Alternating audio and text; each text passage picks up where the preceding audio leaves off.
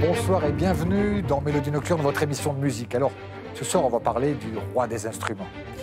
Le roi des instruments, j'imagine que vous avez déjà deviné, il s'agit bien sûr du piano. Et peut-être que cela, vous l'ignorez, 37% des Français regrettent amèrement de ne pas faire de piano.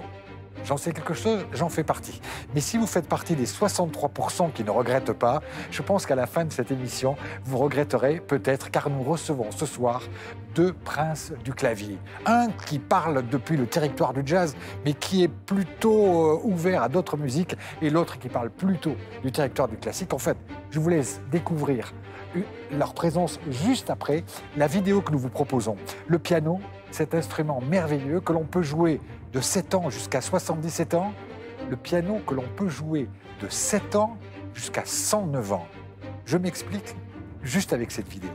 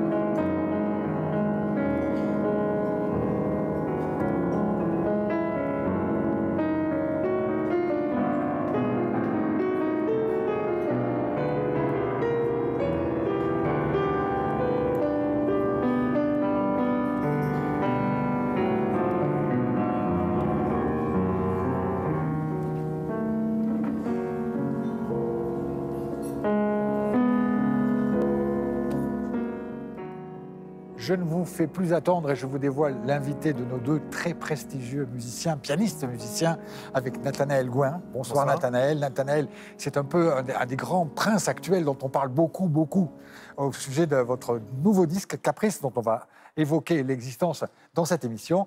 Et Baptiste Trottignon, alors c'est un peu, si on résume de manière schématique et forcément erronée, un jazzman et un musicien classique. Ça vous va cette étiquette ou déjà on commence mal ?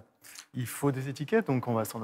C'est une étiquette partielle, on va dire. Voilà. Alors, on a vu un jeune pianiste russe assez formidable de 7 ans qui vient et une dame de 107 ans. Qu'est-ce qui vous surprend le plus des deux ? La liberté, la détente dans les images qu'on voit pour un enfant de 7 ans, c'est prodigieux. C'est complètement irréel. Mais... Baptiste ? Il y a un ambitus, on va dire, pour parler en termes musicaux.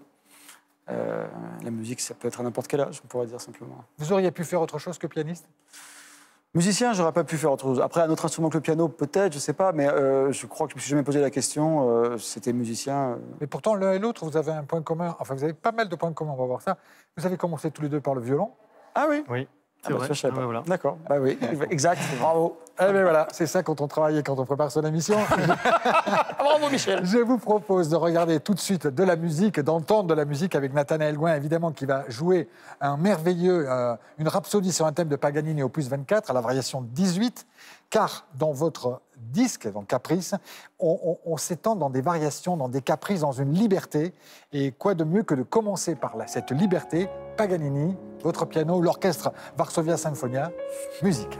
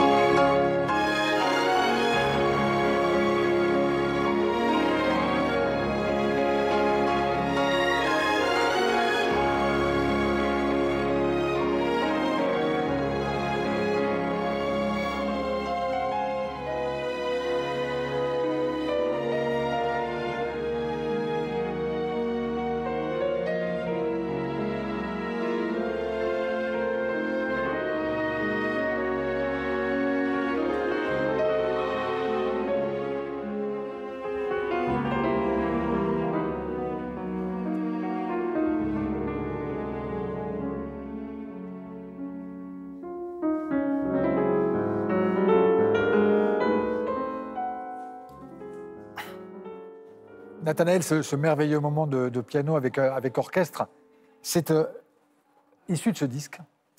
Caprice. Alors, je me suis demandé au début, quand je l'ai reçu, est-ce que ce caprice-là, cette liberté-là, correspondait à l'absence de liberté des musiciens classiques qui doivent jouer ce qui est écrit? Est-ce qu'il y a eu ce besoin de liberté à l'origine de ce travail, de cet enregistrement? Oui, peut-être, effectivement, mais je trouve que de toute façon, l'équipe de La Vie veut qu'on ait un cadre et qu'on essaie de s'en affranchir par un besoin de liberté. Et pour nous, le cadre, c'est la partition.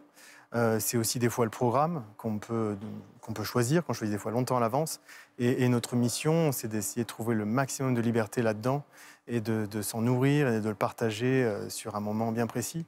Donc sur un disque, effectivement, j'ai pu profiter de cette œuvre-là et de sillonner à travers 3 siècles pour ce thème-là du caprice, qui est un mot qui illustre beaucoup de choses, le désir, l'enfance. Donc, quand vous entendez un musicien classique parler de liberté, est-ce que vous dites, moi dans le jazz, je suis encore plus libre, ou est-ce qu'il ne s'agit pas des mêmes libertés? Alors, c'est marrant parce que c'est passionnant, parce que d'abord, ce que je peux dire, c'est qu'effectivement, cette notion de soif de liberté, personnellement, ça fait partie des choses qui m'ont motivé, enfant, adolescent, pour faire de la musique avec aucun doute sur « je veux faire ça ». Mais j'ai juste une toute petite anecdote qui est évoquée par ce que tu viens de dire, et par Rachmaninov, parce que je crois que c'était à partir d'une partition de Rachmaninov. C'était Bill Evans, grand pianiste de jazz, donc, dans les années 60, qui, à l'époque où le free jazz prenait de plus en plus de place, où on cassait les harmonies et les mélodies, et Bill Evans, lui, était très mélodique, très harmonique, plus facile d'écoute peut-être que des musiciens de free jazz qui cassaient les structures, et qui se disaient libres, justement, affranchis des rythmes et des harmonies. Et Bill, lui, il voulait vraiment garder les harmonies. Et il avait eu cette phrase géniale, et je crois que c'est en ouvrant une partition de Rachmaninov, où il s'est mis à jouer la musique. Et voilà, c'est ça la liberté, c'est find space where there's no space. Trouver de l'espace là où il n'y a pas d'espace. Il n'y a pas d'espace, c'est-à-dire les notes sont imposées, effectivement, ce que tu disais, quoi. Et que dans cet espace où tout est imposé, trouver de la liberté. C'est ça l'art de l'interprète, je pense. Mais Baptiste peut improviser, vous ne pouvez pas improviser. Où est cet espace de liberté dont parle Baptiste? Moi, personnellement, j'ai commencé la musique en improvisant énormément. Et du coup, c'est quelque chose dont je me sens pas, je me suis jamais senti enfermé dans une partition. Il m'arrive très souvent d'improviser à ma manière, de manière plus romantique que celle que font les jazzman, mais c'est une forme d'improvisation. Et j'ai jamais ressenti cette forme, je ne suis jamais senti frustration, étriqué. Évidemment, le jazz représente ça, synthétise ça, mais je trouve que dans la musique, avec le Liszt le faisait énormément, il demandait à improviser sur tel thème que lui donnait le public. Donc c'est quelque chose, d'ailleurs, que j'aurais envie de refaire, pourquoi pas. On apprend au Conservatoire de Paris à improviser? Ah oui, il y a des classes d'improvisation. Ça s'apprend, improviser? Bien sûr, ça ne s'improvise pas. C'est des milliers d'heures de travail pour comprendre le langage. C'est pas du tout l'improvisation. Tiens, bah ouais, j'ai des idées, je me mets au piano. Enfin, là, je parle en tant que pianiste, mais il y a tout un langage qu'on travaille pendant des années ou des décennies. Il y a beaucoup de codes. C'est un vrai langage. Alors, j'ai regardé la construction de votre album qui est absolument passionnante. Donc, les Rachmaninov qu'on vient d'entendre, mais il y a aussi un Bach inédit. Il y a Reynaldo Hahn, qui était un musicien très proche de Marcel Proust, une pièce très peu connue, qui a un titre, je vous laisse le prononcer. Mignou Minek. Mignou Minek. Vous avez même une pièce de Maurice Ohana, dont on parle rarement, qui est un formidable compositeur. La composition d'un disque, est-ce que c'est aussi là aussi que se situe la création? C'est-à-dire comment on met telle pièce avec telle autre? Très souvent, on a une colonne vertébrale qui arrive assez vite, avec des envies.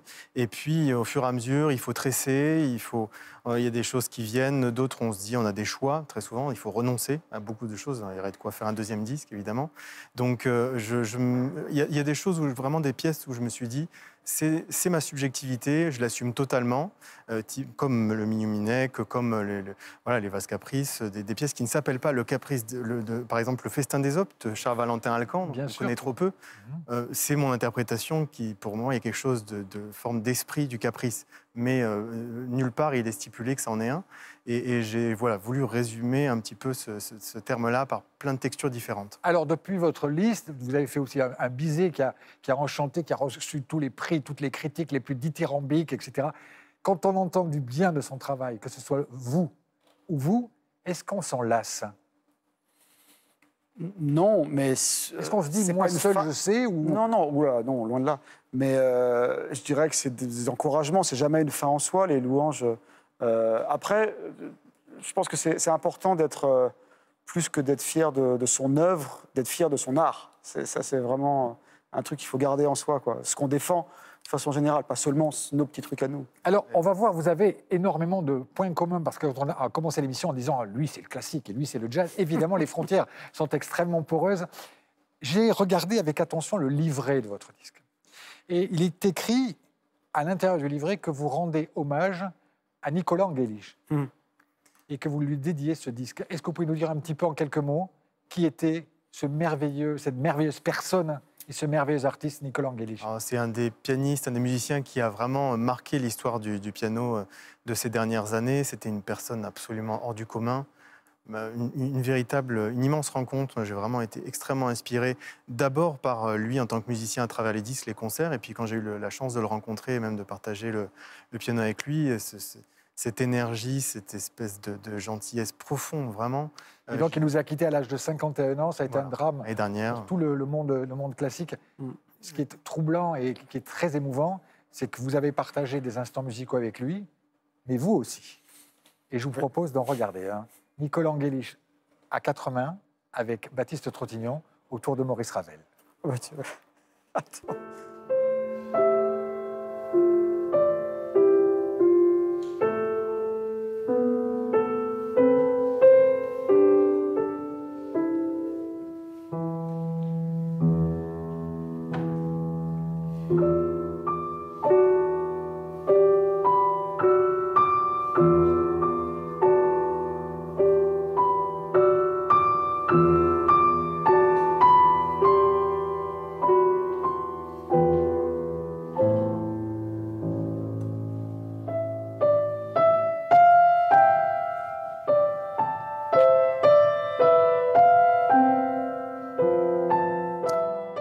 Vous ne saviez pas, visiblement, l'un et l'autre, que vous aviez partagé de la musique avec Nicolas Angelich? Non, et c'est à la fois très émouvant de recevoir ces images de Nicolas. Et puis c'est très drôle parce qu'il se trouve que hors plateau, 10 minutes avant, dans la conversation entre Nathalie, on a parlé de Nicolas et de cette émission parce qu'on parlait de passer à la télé. Ouais. On a parlé de la matinale de France Musique. C'était une matinale de France Musique où il faut être à 8h du matin. Et je dis oui, une fois, j'en ai parlé il y a 10 minutes, mais c'est le plus grand des hasards, c'est drôle. J'en ris parce que par contre, de voir Nicolas, ça me fait un coup de blues. C'est très émouvant. Et quand est-ce que vous vous êtes aperçu que vous aviez ce petit truc en plus? Quand vous étiez enfant, ado, jeune, vous ne le savez toujours pas? Non, j'espère que vous le savez quand même. Non, mais qu'est-ce que c'est que ce truc en plus? Et qu'est-ce que... Voilà, et puis d'autres personnes pourraient penser que non. Non, effectivement, ce qui est certain, c'est qu'à un moment donné, spontanément, il y a quand même on se dit qu'on a un rapport avec la musique qui est extrêmement frontal et qu'on ne pourrait pas faire autre chose. Donc, il n'y a pas quelqu'un qui vient vous dire... Voilà, il n'y a pas quelqu'un, Baptiste, qui dans votre vie est venu vous dire « Toi, tu as un truc ». Ça ne se passe pas comme ça ou si? Qu'est-ce qui va me sortir comme archive là? Non. Il se méfie, on voit qu'il se méfie. Oui, je pense que je ne me suis pas complètement planté de direction, on va dire. J'ai fait de la musique sans... Des fois dans les workshops, etc., dans les masterclass, on rencontre des gens beaucoup plus jeunes que nous qui sont déjà inquiets de leur avenir musical, etc. Alors oui, c'était peut-être il y a 25 ans, etc. Je ne dis pas que c'était plus facile, mais c'était moins compliqué que maintenant, peut-être, pour émerger en tant que musicien. Mais en tout cas, ce qui est sûr, c'est qu'adolescent, et je pense que c'est pareil pour toi, il n'y avait pas la question j'y vais pas. J'avais pas le choix, c'était obligé, quoi. Je ne me voyais pas faire autre chose. Ne pas avoir le choix quand on est face à la musique, c'est peut-être la chose qui vous unit déjà à la base. Oui, on s'est animé par quelque chose, voilà, de toute façon. Puisqu'on parle de jeunesse et d'adolescence, il y a quelqu'un qui a une question à vous poser sur votre adolescence. C'est quelqu'un qui vous connaît très bien. C'est Marie Chilem. Qui est Marie Chilem? C'est une altiste merveilleuse. J'ai l'impression de la connaître depuis toujours. Donc, Eh bien, vous allez voir, elle vous connaît depuis toujours. Marie Chilem, c'est la question surprise WhatsApp. Ouais. Mon cher Nathanaël, je me demandais quel était ton souvenir le plus heureux à l'adolescence avec ton piano? Avec mon piano? Ah oui, alors... Effectivement, c'est difficile à dire. Moi, j'ai quand même l'impression que le moment où j'ai décidé de me consacrer au piano et d'abandonner le violon, autour de 14 ans, je ne sais pas si c'est toujours heureux, mais je me suis dit à ce moment-là, c'est le moment d'y aller, l'harmonie, le rapport au clavier, tout ce répertoire gigantesque. il y a quelque chose qui me parle et qui fait que je peux rester des heures devant cet instrument. Et donc, je sais que l'orchestre me manquera, que plein de choses. Mais le piano, je crois que c'était quelque chose de très heureux quand j'ai décidé de prendre cette décision, que j'ai renoncé au violon. C'était assez inouï, paradoxalement. Je ne sais pas si c'est un mot qui te parle. Moi, j'ai toujours considéré le piano, l'instrument piano, comme un allié dans ma vie, quoi. Oui, J'aime bien cette médium notion. aussi. Mais... Ça vous arrive d'être trop mal pour ne pas jouer ou trop bien pour ne pas jouer? Est-ce que des fois, le piano sort de votre vie? À la maison, oui, bien sûr, oui. C'est sain, heureusement, parce que Ouais, si on était Mais des fois, addict- on se dit, non, là, je ne peux pas. Oui, le seul truc qui est emmerdant, c'est si on peut pas et qu'on a un concert à faire là, maintenant. Donc là, c'est bon, on y va quand même. Mais bien sûr que des fois, on a besoin de lâcher prise un peu. On parlait des héros de jeunesse et des émotions de jeunesse. Je vous propose d'écouter un de vos héros de jeunesse, quelqu'un qui, je le sais, parce qu'on en a parlé avant, vous a profondément marqué. C'est un type absolument génial. C'est un musicien pianiste de jazz et c'est évidemment Errol Garner. En 1973, dans une émission du regretté Jean-Christophe Averty, le piano comme il ne faut pas en jouer. En tout cas, pas comme ça, parce que c'est tout simplement impossible.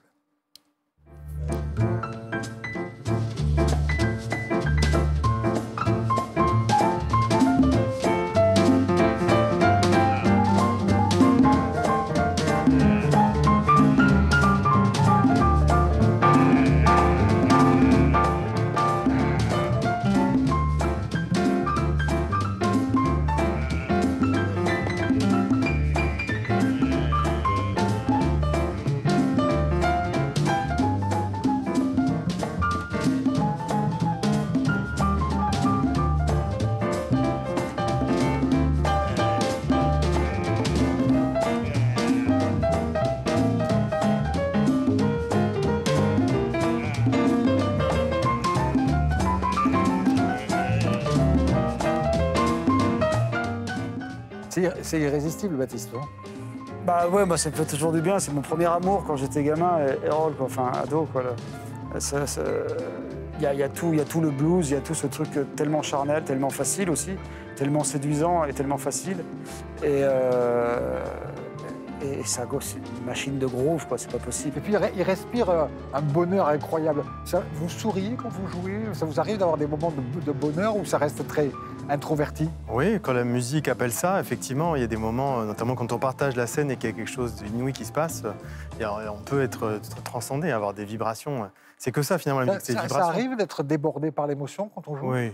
C'est dangereux? De toute façon, on est toujours en train de jouer avec cette frontière du contrôle, où on est dans quelque chose d'extrêmement sur le contrôle. Et puis, il faudrait, et puis des fois, on s'en aventure un peu à côté, et puis on en revient, et c'est l'histoire de la musique. Quand on arrive à perdre le contrôle, mais qu'en fait, malgré nous, on contrôle quand même, ça commence à être pas mal Voilà, en général. c'est ce qu'on appelle la zone. Baptiste Frétignon, on va parler de l'album qui donc vient de sortir, qui s'appelle Brexit. Alors Brexit, c'est un hommage à votre manière, à votre sauce, je vais dire, de la musique anglaise.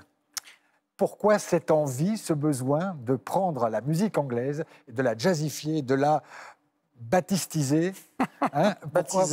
Pourquoi vous avez choisi ce répertoire? En fait, c'était aussi une envie de revenir à un son de trio très groove, la fameuse configuration du trio jazz, piano, contrebasse, batterie. Vous pouvez nous dire d'ailleurs qui sont les... Et c'est pour ça que j'ai fait appel à ces deux magnifiques musiciens de la scène new-yorkaise, Matt Penman, contrebasse, et Gregory Hutchinson, batterie, et avec qui j'avais déjà joué, mais on n'avait jamais gravé ensemble un album à trois. Et le dernier album que j'avais fait en trio, comme ça, qui était assez proche du groove, comme ça, c'était il y a une dizaine d'années.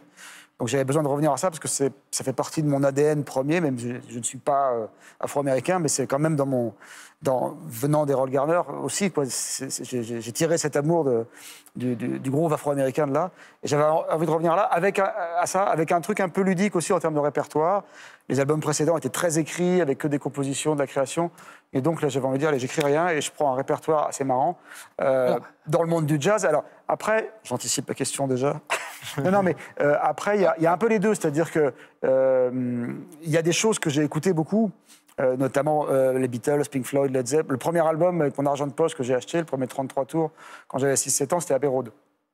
Et puis j'ai écouté beaucoup Pink Floyd, etc., Led Zeppelin, etc. Mais après, il y a des choses que je ne connaissais pas encore très bien, donc c'était l'occasion aussi pour moi d'explorer un petit peu des zones que je connaissais moins bien, comme Radiohead, par exemple. Alors là, on regarde là, il y a plein de chansons, donc il y a effectivement les Beatles, mais il y a aussi Police, il y a Sting, Oui. il y a évidemment Ziggy Stardust, il y a David Bowie. Donc, pour que les téléspectateurs comprennent bien à quelle sauce vous les mangez et à quelle sauce vous les honorez, on va prendre un exemple. Un exemple, par exemple, Message in a Bottle, qui est cette musique qu'on entend, Que tout le monde connaît. alors, on a tous, en tout cas les gens de ma génération, dansé sur cette chanson. Message in a Bottle avec la voix de Sting. C'est donc Police. Et je vous propose d'écouter maintenant ce que vous avez fait de cette musique, comment vous l'avez détournée, mastiquée, illuminée différemment pour en faire quand même votre musique.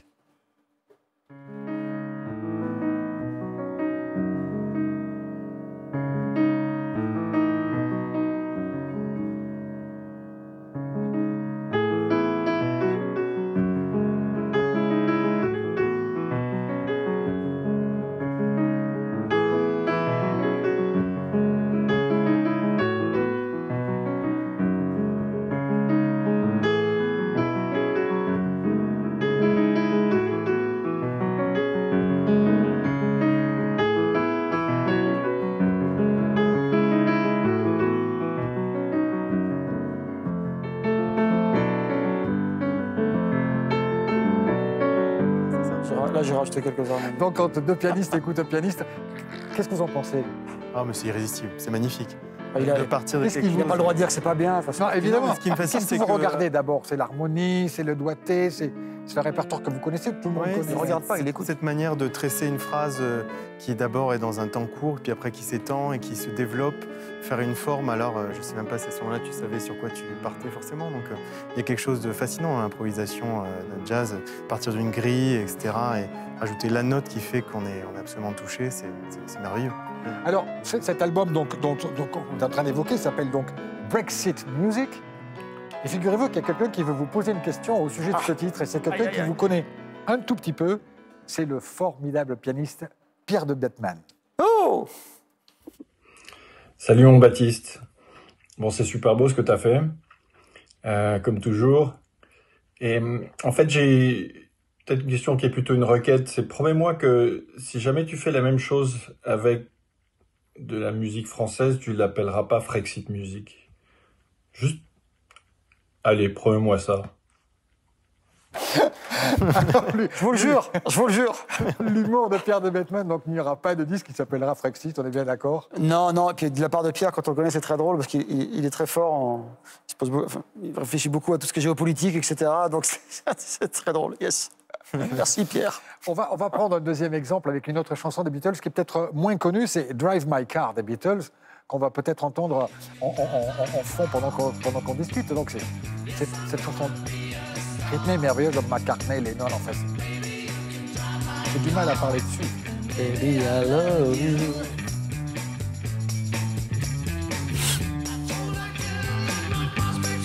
Ah, car ce petit chef-d'œuvre Drive My Car, c'est une composition Lennon-McCartney. Alors celle-là, je sais plus. Oui, enfin, elles sont toutes signées Lennon McCartney sur le papier, mais là, ils chantent tous les deux, donc je sais plus. Eh bien, je vous propose d'écouter ce que vous, en trio, vous faites de cette musique de Drive My Car des Beatles, comment vous l'avez éclairée, transformée, détournée pour en faire le petit bijou qui repose sur ce disque.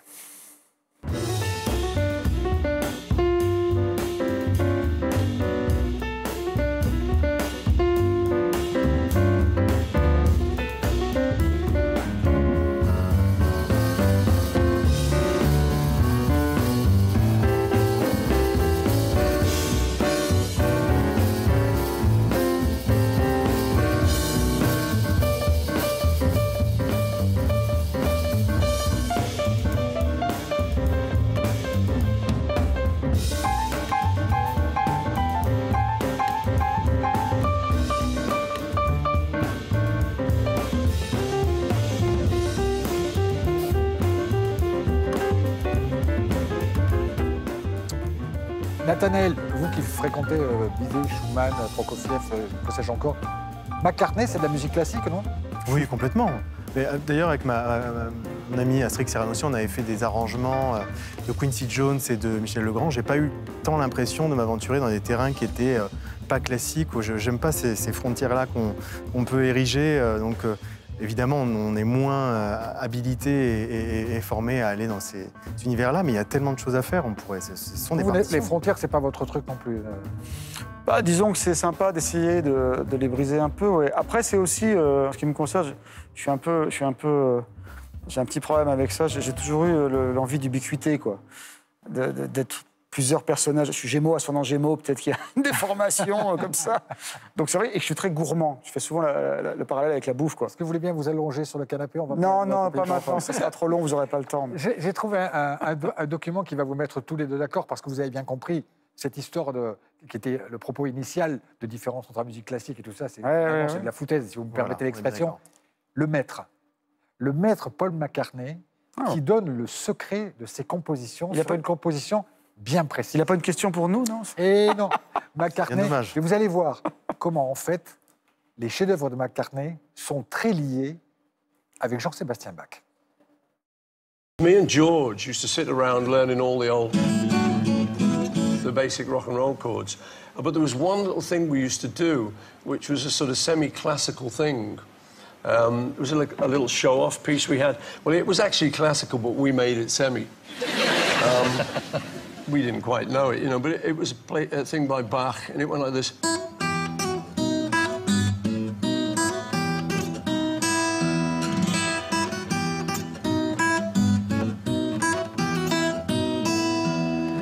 And so, wait for it. So, well, it actually goes but we didn't know that second half. And that was a bit we went wrong. But I always liked this little. So years later, I then adapted it into the song Blackbird. Taking that sort of thing, you know.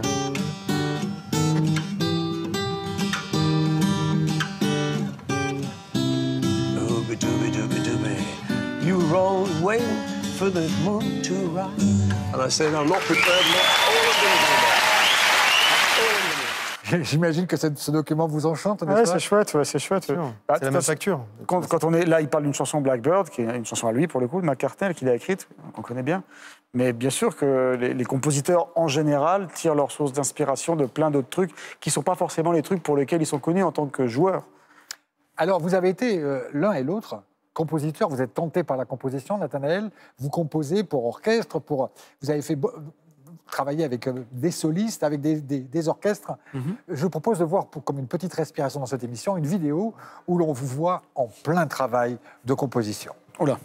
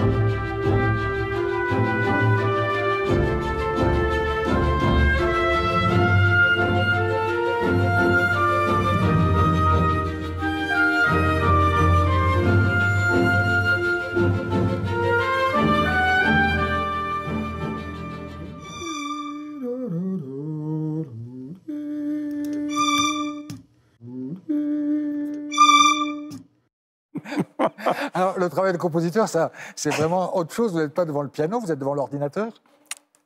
Là, c'est Anima, là. Oui, la symphonie que j'ai écrite. Une pièce orchestrale. C'est ma chérie qui avait... C'est ma chérie qui avait fait cette vidéo, c'est son métier. Pendant le confinement, on s'embêtait un peu à la maison, tournait un peu en rond à la maison. Et on a fait ça l'après-midi. Et en fait, la partie créative, je dirais, trouver les mélodies, les mouvements, etc., c'est plutôt papier-crayon. Mais après, je rentre effectivement, si vous voulez savoir le détail, alors, je rentre les informations dans un logiciel et je fais des allers-retours après entre le piano et l'ordinateur. Vous faites pareil quand vous composez? Oui, alors je suis passé beaucoup par le papier depuis que je suis jeune. C'est ce qui me plaisait, d'être au piano. Voilà, c'est un peu l'image qu'on a, une main au clavier, l'autre main en train d'écrire. Mais j'ai découvert récemment la musique assistée par ordinateur, MAO, et ça m'a, notamment pendant le confinement, je me suis vraiment plongé là-dedans. C'était un peu mon exutoire et ça m'a énormément plu aussi. Alors, est-ce que vous savez ce qui arrive aux compositeurs, aux musiciens, pardon, instrumentistes, quand ils disent « je suis compositeur », eh bien, il arrive ça. Salut Baptiste, je suis ravi du concerto que tu m'as écrit, que j'adore jouer. J'ai juste une question, quand est-ce que tu écris une pièce pour nous deux et qu'on joue ensemble? Voilà, et ma bonne émission. Parce que tu as parlé. Alors, Romain Leleu, quand est-ce que tu vas composer un duo pour qu'on joue tous les deux? Parce que quand on compose, évidemment, tous les copains musiciens viennent frapper à la porte. Eh ben, allons-y, Romain. On s'appelle demain, puis on met ça en place. Vous avez des musiciens comme ça qui vous sollicitent et quand est-ce que tu écris pour moi? Pas tant que ça non plus, hein. C'est-à-dire que ça arrive effectivement, mais c'est un peu les deux. Parfois c'est moi qui vais les chercher en leur proposant des choses. Il y a un instrument parfois, pour c'est eux lequel qui vous viennent avez me envie chercher. d'écrire particulièrement, à part le piano bien évidemment? J'ai envie de développer l'orchestre parce que c'est tellement riche et j'estime en être qu'au début. J'ai écrit 5-6 pièces d'orchestre, mais c'est... Je vois que Nathanaël, il se marre, il se dit, ça y est, les amis musiciens commencent à frapper à la porte. Vous avez tort de vous marrer, parce que ça va vous arriver aussi. Oula. Nathanaël, maintenant que nous connaissons bien tes grands talents d'arrangeur, quand vas-tu enfin composer une sonate pour violoncelle et piano? Bon, ben voilà, une commande est passée. Astrid Serranossian, formidable violoncelliste que nous avions accueilli sur ce plateau. Quand est-ce que tu vas composer pour moi, pour violon et piano? Je suis obligé de dire oui, voilà, c'est officiel. Non, c'est quand? C'est quand, oui, il va falloir trouver une date. Alors, c'est peut-être le plus dur dans la composition, c'est d'arrêter une date. Vos dates de concertistes sont évidemment chargées pour les prochaines années, les années qui viennent. Puisqu'on en parle, quand est-ce qu'on peut vous entendre prochainement en France, Baptiste? Alors, le Brexit Trio avec les copains, avec Matt et Greg, on est à Paris. Venez donc faire la fête à Paris, au Bal Blomet, le 10... 15e arrondissement de Paris. Le 10 et le 11 octobre prochain. Et puis il y a plein d'autres choses, mais après, les dates parisiennes proches, ça va être... Nathanaël, quand est-ce qu'on peut vous entendre, la grande dès date? dès demain à l'auditorium de Radio France, et puis le 6 novembre pour la sortie du disque Caprice à la salle Cortot.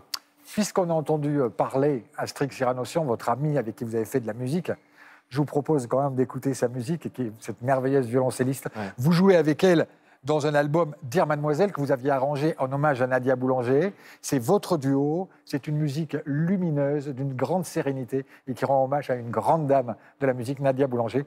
Astrid Serranossian, Nathanaël au piano, on vous écoute.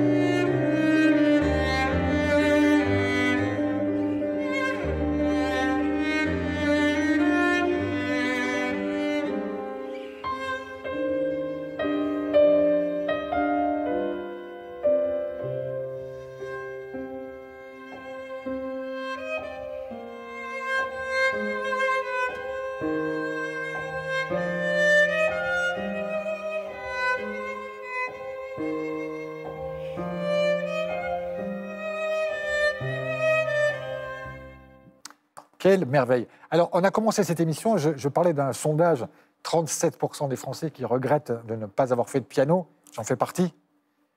Il arrive un âge où c'est foutu Jamais. Oh non, vraiment, il ne faut jamais se dire ça. Je passe mon temps à le dire, mais il faut le répéter encore et encore. On peut tous jouer du piano, faire de la musique. Il y a forcément une musique qui nous touche. Et si on veut monter une pièce dont on rêve depuis toujours, il y a forcément une manière d'y arriver. C'est simplement la question, c'est comment être un peu aidé, aiguillé. Mais Vous avez été violonistes tous les deux, c'est plus simple de commencer le piano ou le violon? Les deux, de toute façon, c'est deux instruments très difficiles, mais c'est surtout le répertoire de ces deux instruments qui est difficile. Mais il y a tellement de façons d'avoir du bonheur avec ces instruments que... Toi, visiblement, tu as continué plus. Moi, j'ai fait ça juste 2 ans quand j'étais tout petit. Ouais. Hein, donc, Comment on fait pour donner envie de jouer du piano à des enfants qui ne connaissent pas ce monde-là? On leur fait écouter bonne des question, choses, mais on les amène. c'est une bonne question, mais il faudrait un piano pour illustrer, en fait. C'est un peu difficile de répondre comme ça. Le plaisir du son, je dirais, sans réfléchir, c'est ce qui me vient à l'esprit. Essayer de leur faire prendre conscience, les ouvrir au plaisir du son. Alors, il y a plein de trucs. Alors, un piano, on fait des trucs sur le piano, des effets sonores peut-être marrants pour les gamins, sans rentrer dans l'histoire de leur jouer telle musique, comme ci ou comme ça, une musique rythmique ou une musique mélodique. C'est déjà trop, peut-être. Juste essayer de faire comprendre que la musique, c'est d'abord une jouissance du son, quoi. On a besoin de jouir, excusez-moi. C'est souvent ce qui nous a donné envie de faire de la musique. Mais la vibration réelle La vibration, piano ouais. est extrêmement... Ou ça, même d'un orchestre. Les gamins, ils se Qui a rendent... eu cette Pardon, occasion-là. excuse-moi. Non, je t'en prie. Ouais. Mais De se retrouver devant un orchestre à 5 mètres, c'est une expérience inouïe, qui est tellement loin de se retrouver devant une enceinte ou un casque audio. Ou un smartphone, tout simplement. Incomparable. Et les gamins, je pense que quand ils entendent la vibration réelle des instruments, que ce soit un violoncelle d'Astrid qu'on a entendu tout à l'heure, ou un piano avec la résonance des cordes, ou les percussions réelles, c'est tellement loin de ce qu'on entend dans les interfaces contemporaines et que les gamins consomment en priorité. Je pense que c'est ça qui peut peut-être leur donner envie d'abord. Leur faire passer le truc de la vibration. Mais pour ça, il faut des vrais instruments. Comme disaient nos invités la semaine dernière, Jean-Claude Casatsu, Henri Texi, tout ça, ce n'est qu'une affaire de sensualité, finalement. Exactement. Oui, c'est vrai. De toute façon, on joue avec nos sens et on aspire à ça, à le partager à travers nos sens. Donc si on peut toucher ceux des autres, mais c'est un bien grand défi. Merci pour ces 2 albums absolument merveilleux que vous nous avez offerts l'un et l'autre. Uniquement jazz et uniquement classique, on est bien d'accord. Évidemment. Merci en tout Ne cas. mélangeons pas les genres. Gardons les frontières On va étanches, continuer, c'est mais on va triste. continuer en parlant évidemment encore un petit peu de musique avec nos 2 partenaires, car vous savez que nous sommes partenaires avec Jazz Magazine. Jazz Magazine qui sort ce mois-ci un numéro exceptionnel sur l'année 1973, une année incroyable où, pour le monde de la musique noire américaine, surtout, James Brown, Keith Jarrett, Aretha Franklin, Marvin Gaye, tout le monde sort un bijou à cette époque, 1973. Et j'ai demandé aux gens de Jazz Magazine, et donc à son directeur de la rédaction, s'il avait, ces derniers temps, un coup de cœur, de nous conseiller, parce que c'est vraiment un puits de science, Fred Goati, et il m'a répondu, voilà mon coup de cœur.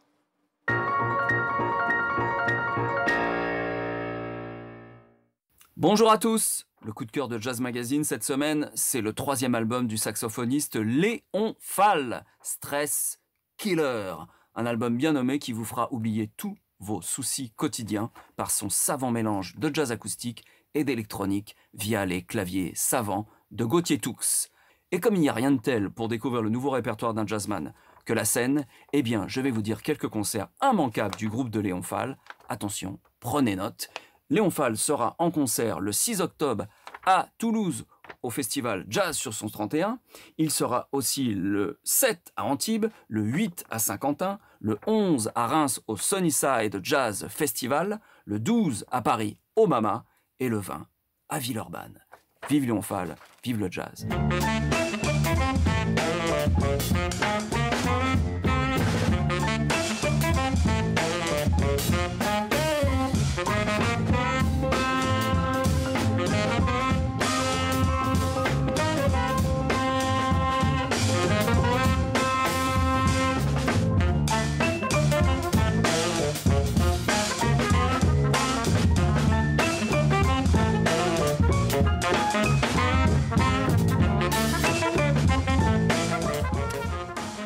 Merci à Fred Goati pour ce conseil éclairé. Léon Fall, très bel album de jazz. Et donc évidemment, comme nous avons 2 partenaires, Classica également. Classica qui sort un très beau numéro autour du Quatuor Modigliani que je rêve d'accueillir sur ce plateau. Mais il va falloir un tout petit peu pousser les meubles pour accueillir un Quatuor. Et qui lui aussi nous conseille un très bel enregistrement. Et ça tombe bien, c'est le chanteur González Toro, c'est Monteverdi, c'est le retour d'Ulysse. Et c'est justement l'invité que nous aurons lors de notre prochain numéro de Mélodie Nocturne. Mais d'abord la parole à Philippe Venturini, le directeur de la rédaction de Classica.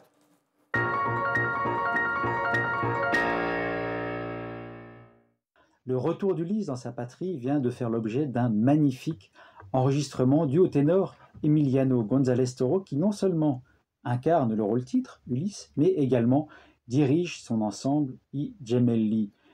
Une superbe distribution d'une vingtaine de chanteurs a été réunie pour l'occasion, accompagnée par un orchestre foisonnant de flûtes, cornets et instruments à cordes en tout genre. C'est une version extrêmement vivante, colorée, dans laquelle l'humour n'est jamais absent, que propose Emiliano González Toro et son équipe, et qui vient de paraître sous le label Gemelli Factory.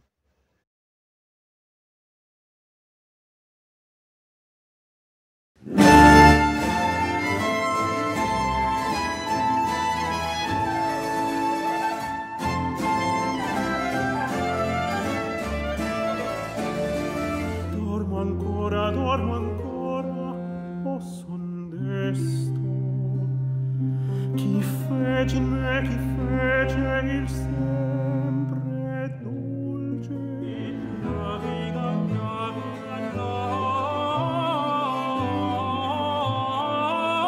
le solcano i venti, navigando le solcano i venti.